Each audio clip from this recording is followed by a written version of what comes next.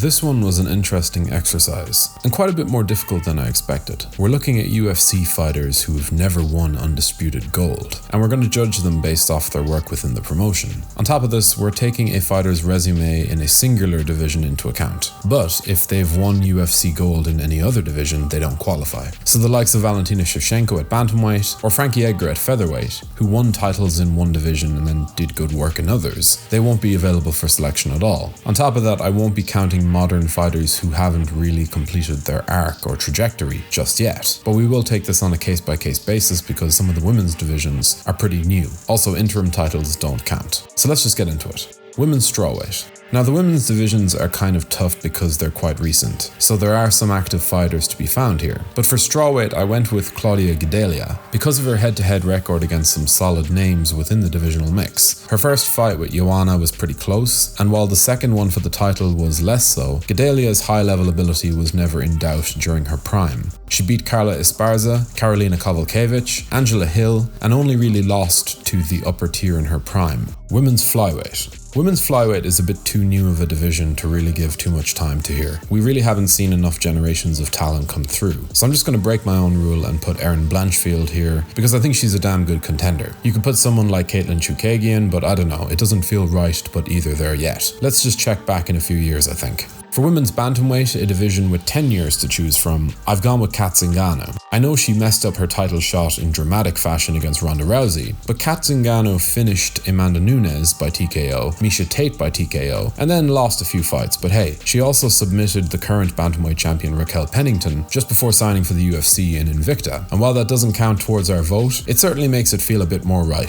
Flyweight. The flyweight division has gone through a real resurgence in recent times, thanks in part to the exit of the extremely dominant champion Demetrius Johnson, a fighter so good that he made his contemporaries look pretty bad. But during those years, his number 2 man was always Joseph Benavidez, a guy who managed to stay at the top level for the entirety of his decade in the UFC, and up until a long layoff he had prior to a loss against Sergio Pettis. Joe B had a UFC record of 12 wins and just 2 losses to the champ Demetrius Johnson. Sure, he eventually fell off, but this was one hell of a prime run. Bantamweight. Uriah Faber may have been a trailblazing champion for the lower weight classes during his time in the WEC, but when he eventually moved over to the UFC, he was finding that beating the champions in this promotion was just not happening. He lost to Dominic Cruz twice, to Renan Barão twice, and then took the occasional featherweight fight in between. But whenever Faber fought down the ladder, he would win, and if there was a pretty big skill gap between him and his opposition, he was damn near guaranteed the finish, during his best years at least. Faber was a very, very good fighter who gave many greats a very, very tough night at the office. On a quick side note, if you're enjoying this content, be sure to let us know in the comment section below, subscribe if you haven't already, and hit the like button if the mood strikes. Featherweight. I nearly went with Zabit, and I also nearly went with Cub Swanson, but for my money I had to put Chan Sung Jung in the pole position. This guy came over from a stint as a fan favourite in the WEC and scored a twister in his UFC debut, then KO'd the title challenger Mark Hominick in 7 seconds, and in his third fight he submitted Dustin Poirier in a Fight of the Year winner. Indeed, he did lose in his title shots against Jose Aldo and Alexander Volkanovski, but when he did win, he generally finished people, outlasting all expectations by closing out his long career against the number 1 ranked Max Holloway. Lightweight.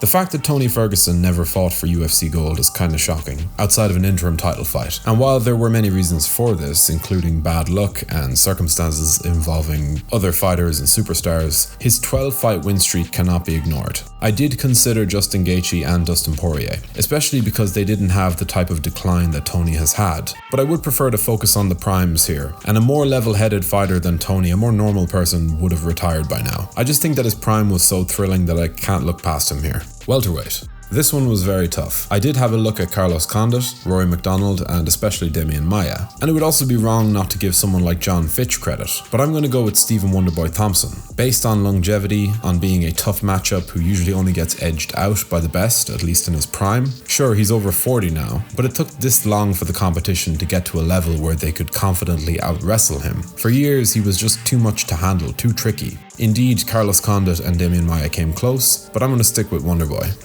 Middleweight. middleweight. For middleweight, I had one clear idea coming in. Yoel Romero got just about as close as any fighter can get to winning UFC gold without doing it, going to very narrow decisions with both Robert Whittaker and Israel Adesanya. I'm not saying I scored either for him, or at least clearly, but Yoel Romero is an easy pick, so let's just move on. Light heavyweight. When it comes to light heavyweight, we may have a runner-up for the easiest pick. Despite hitting a bit of a slump like many fighters do, Alexander Gustafsson managed to bring two all-time great champions in Jon Jones and Daniel Cormier to extremely close decisions in bloody wars. He also beat future or former champions Shogun Rua, Glover Teixeira and Jan Blachowicz, which is a very solid set. 205-pounders tend to go on ugly declines, and while Gus is no exception, his prime years were excellent and his resume is unquestionable.